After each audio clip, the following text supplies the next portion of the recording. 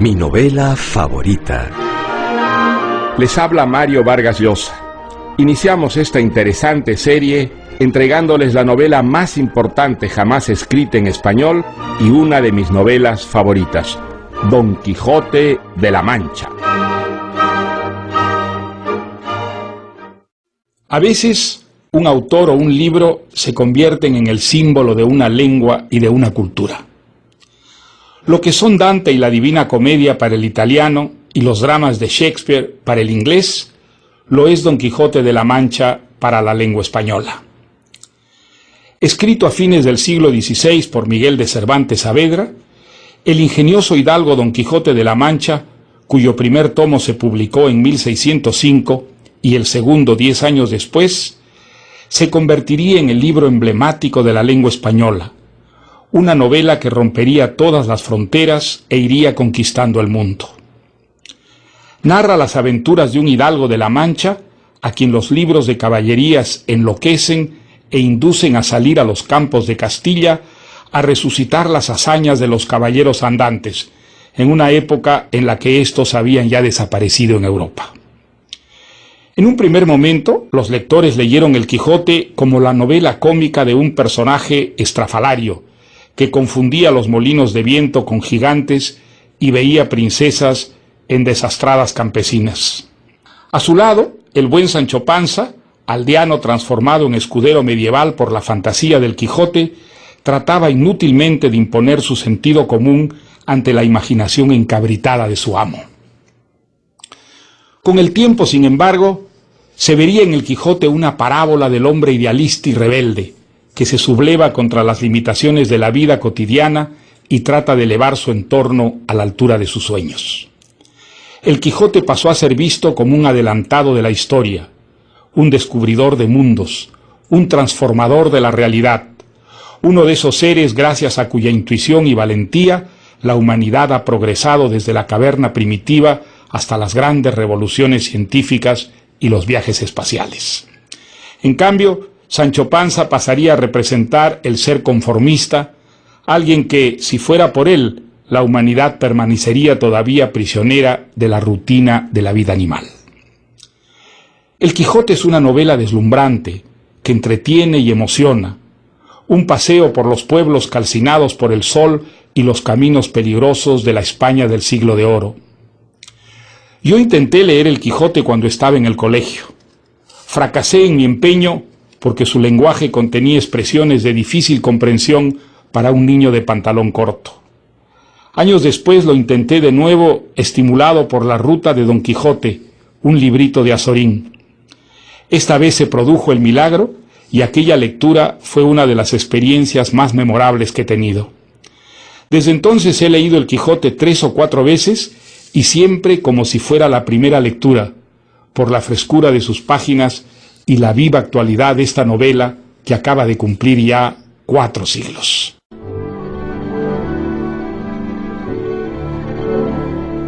Y ahora escuchemos Don Quijote de la Mancha. En un lugar de la Mancha, de cuyo nombre no quiero acordarme, vivía un hidalgo de esos de lanza en astillero, adarga antigua, rocín flaco y galgo corredor. Tenía en su casa un ama que pasaba de los 40 y una sobrina que no llegaba a los 20. Contaba nuestro hidalgo con unos 50 años. Era seco de carnes, enjuto de rostro, gran madrugador y amigo de la casa. Pero, de pronto, se puso a leer libros de caballería andante. Y se le pasaban los días y las noches en eso, y así, del poco dormir y del mucho leer, pues se le secó el cerebro y perdió el juicio. Y no se le ocurrió mejor cosa que hacerse él mismo caballero andante, en imitación de tanto caballero fantástico cuyas hazañas había leído en esos libros. Quería salir a caminar por todo el mundo, logrando idénticas hazañas para cobrar igual o mayor nombre y fama. Y decidido, comenzó a prepararse. limpió unas armas muy oxidadas que habían pasado siglos en un rincón. Se fabricó un yelmo, al que sin comprobarlo quiso llamar bueno, y salió a visitar a su caballo, un rocín flaco y maltrecho, al que debería poner un nuevo nombre. Después de mucho pensarlo, le puso Rocinante. Y hecho esto, cayó en cuenta de que también él debía bautizarse con nombre de caballero. Y después de mucho pensarlo, se puso Don Quijote de la Mancha. Don Quijote venía de su apellido, Quijano, y de la Mancha porque era oriundo de esas tierras. Y como los caballeros andantes de los libros siempre llevaban un sobrenombre, Don Quijote se miró en el espejo. Y lo que vio fue un hombre largo, flaco y desgarbado, con los bigotes caídos y los ojos más bien tristes. Y pues, visto todo esto, nuestro caballero decidió ponerse el de la triste figura. Don Quijote de la Mancha, el de la triste figura. Y así fue como tuvo nombre. Pero, para ser caballero completo, todavía le faltaba estar perdidamente enamorado. Sucede que en el Toboso, que es un pueblo cercano, vivía una guapa labradora llamada Aldonza Lorenzo, de quien, cuando era joven y muy secretamente, nuestro hidalgo se había enamorado. Y no le importó a Don Quijote que la tal Aldonza no lo conociera, no. La bautizó con nombre de encumbradísima dama. Le puso Dulcinea. Y la apellidó del Toboso porque ella era natural de allí. Y decidió idolatrarla hasta el punto de dar su vida por ella. Y con esto decidido, un buen día, y sin dar parte a persona alguna, Don Quijote vistió su media armadura y se puso su hechizo yelmo. Se armó de todas sus armas, trepó sobre Rocinante, se encomendó a su dama Dulcinea del Toboso y por la puerta falsa de su corral salió al campo muy de madrugada, sintiendo grandísimo contento.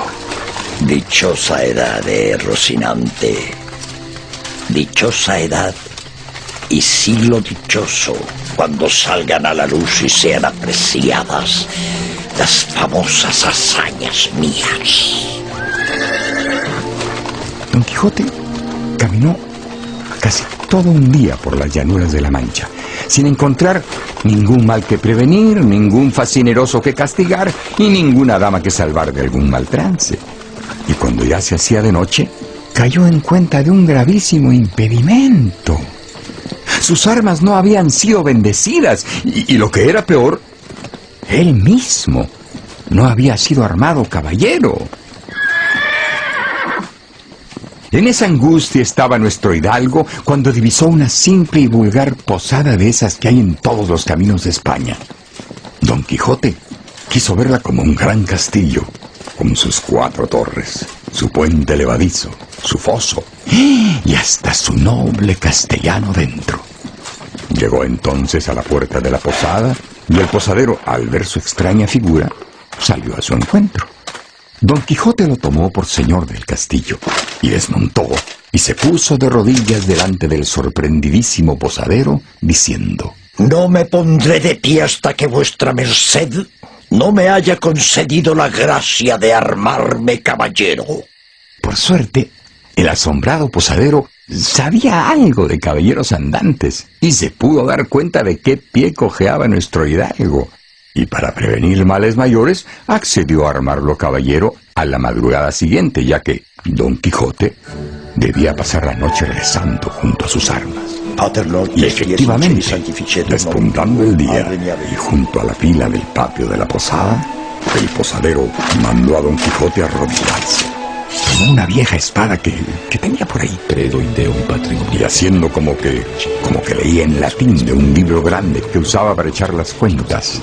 Luego, con la vieja espada, el posadero le dio un gentil espaldarazo a Don Quijote. Dios haga a vuestra merced muy venturoso caballero y le dé la victoria en sus lides. Así sea. Y entonces, ya armado caballero, y habiendo tomado desayuno, Don Quijote montó sobre Rocinante. Vaya usted con Dios, caballero. Y quede usted con él, noble y caritativo señor. ¡Ea! Esta salida de Don Quijote no habría de durarle mucho, porque se le vino a la memoria otra grave necesidad que había olvidado, la de tener, como todo caballero andante, un escudero, y decidió regresar a su aldea en busca de uno. Allí todo el mundo estaba, por supuesto, muy alborotado porque Don Quijote faltaba y no había dónde buscarlo ni cómo encontrarlo. Dicen que se creyó caballero andante de los antiguos. ¡Ay, malditos sean una vez y otra vez más esos libros de caballerías que tanto estuvo leyendo, señor Quijano, que de esta forma han dejado los sesos de vuestra merced! ¡Ay, no! Sino que cualquier cosa en exceso es vicio. Suba vuestra merced a su aposento, y en buena hora, que nosotras le sabremos curar de cualquier cosa que lo aqueje. Don Quijote estuvo 15 días en casa, bastante sosegado, haciendo largas siestas y recibiendo la visita de sus dos mejores amigos, el señor cura del pueblo y el señor barbero. Pues déjeme decirle, don Alonso, que con su ausencia nos ha tenido usted muy preocupados. Ya estábamos por salir a buscarlo, pero ¿en qué dirección? ¿Por dónde empezar?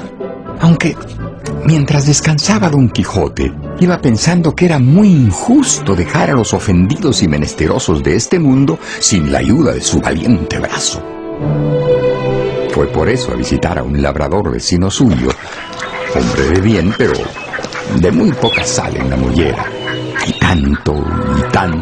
tanto le persuadió y tanto le prometió y volvió a prometer que Sancho Panza, que así se llamaba el labrador, dejó a su mujer y a sus hijos y se enroló como escudero de Don Quijote, para ver si esto por fin cambiaba su suerte para siempre.